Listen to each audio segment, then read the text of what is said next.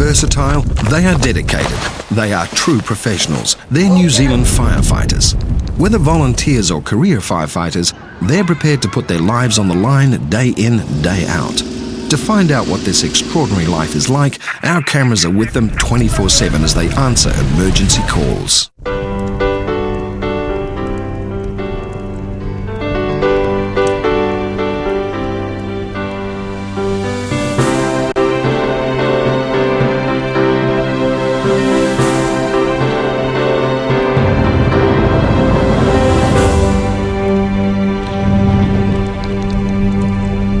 Phil Beech is one of 1,700 career firefighters in New Zealand. These days, they only make up 15% of New Zealand's firefighters. The rest are volunteers. Phil's station officer in command of Papakura Red Watch, and like firefighters all over New Zealand, he eats and sleeps at the station during his 4 days on duty. Okay, the living area of the fire station, we start off with bedrooms. 1, 2, 3, 4. We have 4 bedrooms on station here, essentially because we have a crew of 4 round the clock. Papakura is a semi-rural area, and the station also houses a volunteer crew which backs up the career firefighters on evenings and weekends. All of fire engines, in fact all of the fire engines in New Zealand carry a number plate on the side. You may have noticed on our truck we're 381 and this is 382. Well, number 1 is a standard pumping appliance, and a number 2 is a standard pumping appliance but a volunteer appliance. And here we have Regan, who's changing over his gear. Regan's been with us for September, I think. Yeah, since September. He's our rookie, although having said that he's a rookie, he came to us from Airport Crash Fire where he had quite a bit of experience, and prior to that he's a bit of a volunteer, so Oh, thanks. so yeah, Regan's not quite the rookie, although until we get a fresh rookie he'll still be a rookie, so if I don't get a rookie for 10 years he'll still be the rookie. Phil and his crew will be installing smoke alarms at a private house, an important part of their fire prevention work. This half-hour visit will put the fire service one house closer to its goal of having smoke alarms in all New Zealand homes. Oh, must be my turn, eh? Then we're going to put one in... See, by me doing it on the stairs, that's worth 2 on the flat. Smoke alarms are considered such an important life-saving device, there's no charge to householders who need assistance to install them. As part of our service we provide, we can come around and assist you on the placement of smoke alarms. It's Mike at New Zealand Fire Service, Papakura. Or you could email Regan at ilovefires.hotmail.com. I don't think so, Tim. Mike's another rookie, and there's always healthy competition between him and Regan. Phil leaves them to install the smoke alarms while he explains how they work to the householder. But then once you put a battery in anyway, so like you've put a fresh battery in, just give it a test. That's it, that thing is a test button. Hold it down and when you're away on it. They've just done a great job, and I've just got a house and I've always been afraid that it'll burn. It's just tremendous. Thank you very, very much. See you later. Thank you very much. Okay. Shortbread, anyone?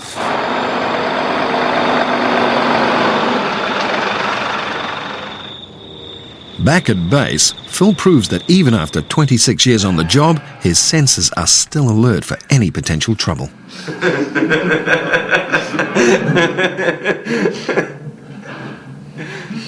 TV. Would take fairly large balls, wouldn't it? The crew get to bed at 11 p.m, but after only 2 hours sleep, the siren wakes them up for their first emergency call of the night. The setup was a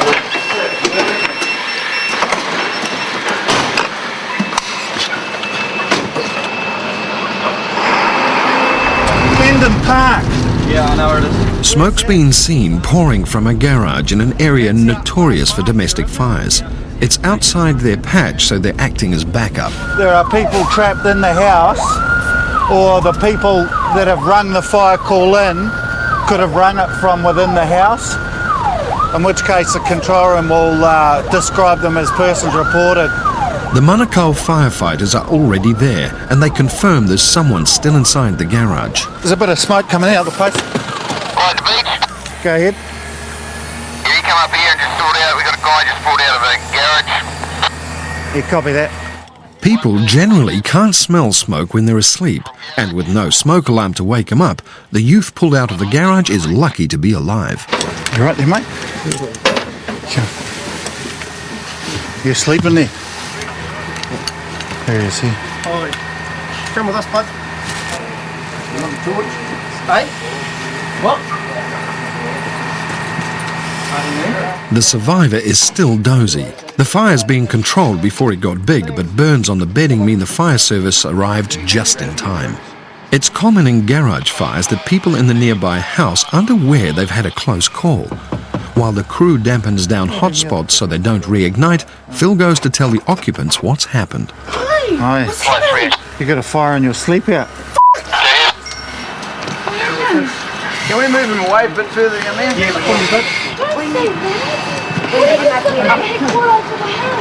The woman in the house reacts with confusion. As the fire goes out, her temper flares up, even towards those who've come to help.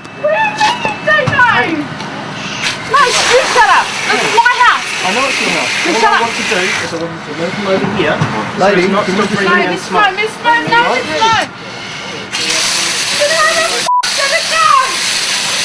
It's a scene all too familiar to Phil, who's been to a number of these garage fires in the last year alone. Bit of a pity that someone didn't bother to go and wake up the people in the house, but when they were woken up and made aware of it, they became quite distraught and upset, as you would expect. And yeah, there's a young lad up there getting a stern talking to at the moment. We're finished here now, and we're just going to pack up, get back on the air, and ready for the next one, 2 o'clock in the morning. The famine or the feast, Phil? Famine or the feast, yeah. That's what it's like down here at Papakura in the south, fast and furious.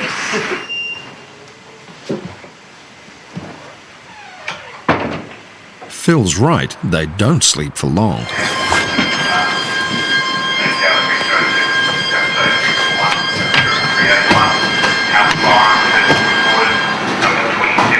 It's now 4 o'clock in the morning as Red Watch heads to the next fire.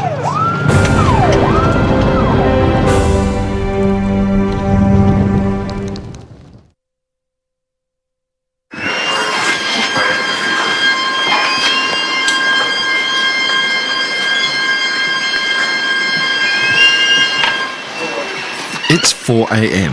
Papakura Red Watch firefighters have already helped rescue a youth from a burning garage. Now they're heading to another fire. We've been awoken from a deep, deep slumber. We're going to a jumbo bin on fire. There you go, Mike. Put it up top.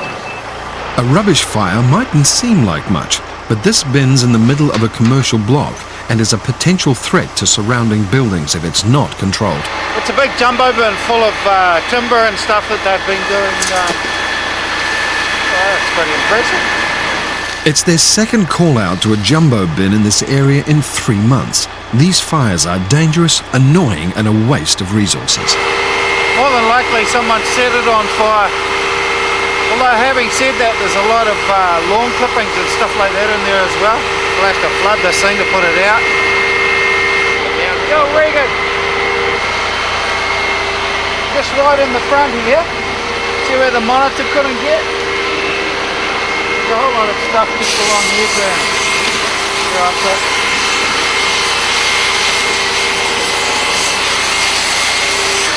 Rubbish bins, they're just like hay barn fires. When they're full of rubbish, you've got to get in there and turn them all over. Well, it isn't that yet, boys. Keep going. Without breathing apparatus, what firefighters call BA, the toxic fumes from a fire are highly dangerous. Why haven't you got a BA set on? I was breathing the air that was coming in training from behind the... Give me that before I get out of there. If we don't put it out properly, we'll be back in an hour with it blazing up, and we don't want to do that. do it once, do it right, eh?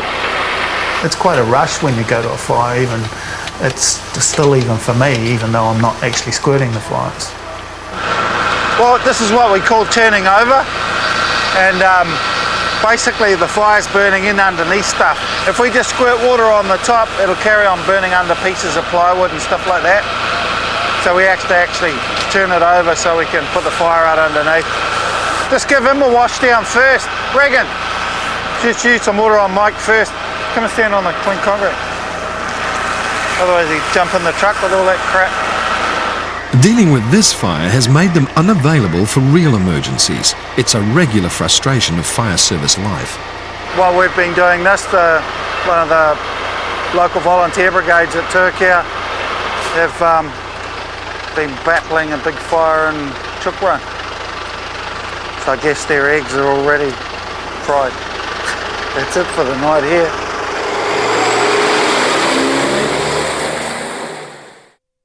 The next shift begins with chemical spills training. Papakura isn't an industrial area, but Phil's crew must be prepared for any emergencies. We've got 4 or 5 workers that don't feel well, and we're going to triage them in a warm zone area. But our priority now is to deal with this chemical. The biggest trouble that we have with any chemical job is that we don't know where the hazard has travelled to. If it's a chemical that's on the wind, we have to be very careful that we approach from the right way, that we're upwind and uphill of it and stuff like that. What I'm going to do with you now is I'm going to use you to decon the people that we've got in here. They may have absorbed or breathed, but they're conscious, they're okay. The next problem we have is people that are injured and that are actually trapped in the contaminated zone, which we call the hot zone. We have to get those people out, but we have to protect our own people to do it, which means they have to suit up in chemical splash suits and things like that. We deal with any leak as the worst possible scenario in the first place. Then as more information comes in, we scale down our response to it.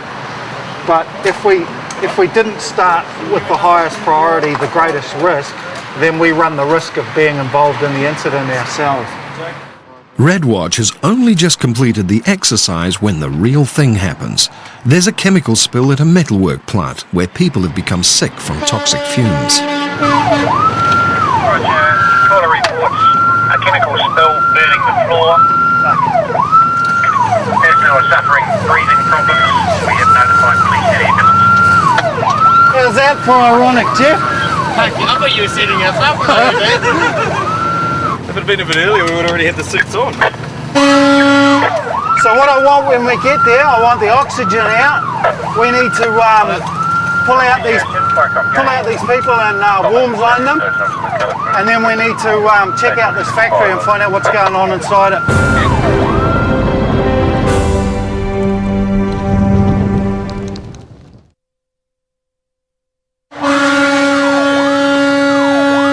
That truck driver didn't even look. Didn't even look, just ploughed straight off the motorway. Second on the left past Mar here, Mark. The Papakura firefighters are arriving at a chemical spill in a metalwork plant. 14 workers may have been exposed to toxic fumes from an exploding container. Red Watch is first to the scene. No, just stop outside here. Phil gives orders to have the affected workers given urgent medical attention, then focuses on containing the spill so that more people won't become contaminated. I want both of you mask up first, go in and just see if what the fire is. Take a dry powder with you. Make pumps for me and lay out this delivery. Get this delivery now and then make pumps for. Yeah, come on, feed it out. For the first in truck at a job that's quite an involved chemical job, it's a huge incident to manage, and there are a lot of things that have to be dealt with at the same time at the start. How much air you got left? Okay, take your mask off and just stand on this delivery. If it goes bang, you first in crew, all right? Just in that first room there, underneath the stairs, there's a 20-litre container that's burst, and it's put some brown sludge straight across the floor in the entranceway. Rookies Mike and Regan find themselves putting into practice exactly what they learned in the training exercise just minutes earlier. I want you to look closely at the container and see if the sprayed acid is breaking down the container. And if it is, sort of make an assessment of how bad it's breaking it down. And look for drains while you're in there, Shrimpy. Drain, in case there's a drain in the room. We're trying to identify what it is that's leaked and caused the problem. Once we've done that, we can tidy it up and then we're out of here, sort of thing. Phosphoric acid. Yeah, phosphoric is a lot worse. That is really quite nasty stuff. There's two of them both running. Phosphoric acid can kill you if you inhale it and dissolve your skin if it spills on you. Basically what the acids will do is they will skim off all the scale and any discoloration in the metal, anything like that, ready for further treatments. So once they've got the lid on that, then essentially that is safe and people can walk around it without needing any protective gear. Phil specialised in hazardous materials response for 12 years. He knows how to handle chemicals. Can you start splashing soda around? They're neutralising the acid that's been spilt all over the floor using lime soda, and that essentially neutralises the pH. It might even make it a little bit alkaline. With the leaking container removed, affected workers safely in hospital, they clean up the mess it's left behind. Waste management will come in, they'll clean up the stuff that's left and 14 people to hospital. Oh, she'll come in and start the paperwork. The hazmat truck, designed especially to deal with chemical spills, is moved into position for decontamination. It carries all the gear to neutralise chemicals, both acids or alkalis. It also carries all the gear to set up large-scale decontamination. The affected workers haven't suffered any serious injury, but it didn't help that the crew failed to let Phil know there was a commercial burner in the plant. Everything went perfect. I shat when I looked into that factory and saw that burner burning there. Absolute shat. I knew what it was. You knew what it was, but I didn't know what it was. And don't forget, we got turned out to a fire in a factory. If ever you come across that again, first job, turn that off. Right. Apart from that, I mean, it went like clockwork, and that's why we drilled. No one got fairly recently drilled that subject. We're out of here. What do you want to say when you said that?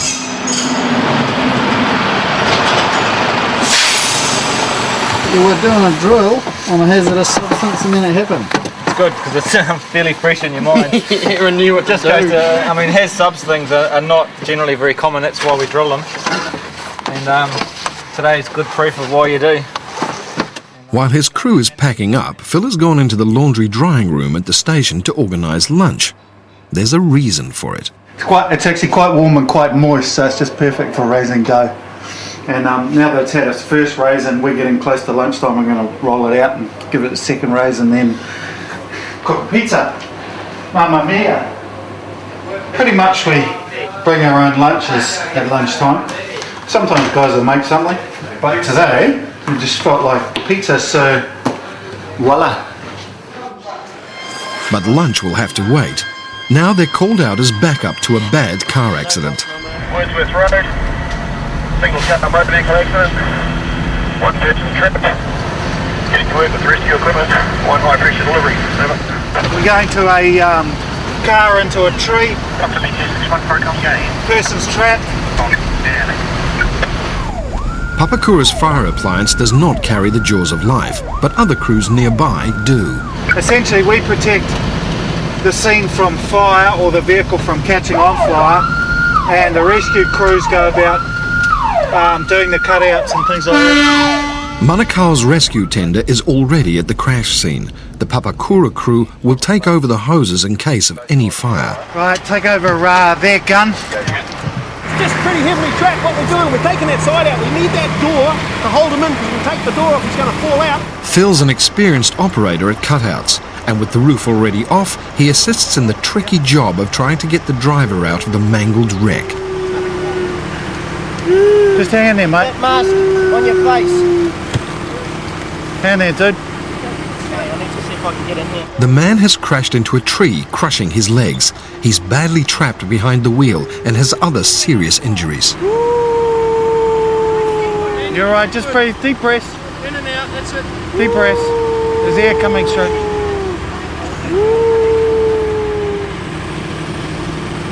You okay? Sorry, mate. Hand there, mate. The crowd of people who've gathered threaten to get in the way. Shift those people. He's just sitting there, eh? Yep. Yeah, ready to rock on that door when you are. Yeah, he's got no weight on that, Richard. Go for it, mate. If they can cut off the side panels, they'll be able to lift the driver out and get him to hospital before his condition deteriorates. Can you get any lower than that, Charlie? I'll see if I can kick that piece down flat when you come out. Come in from this side, mate.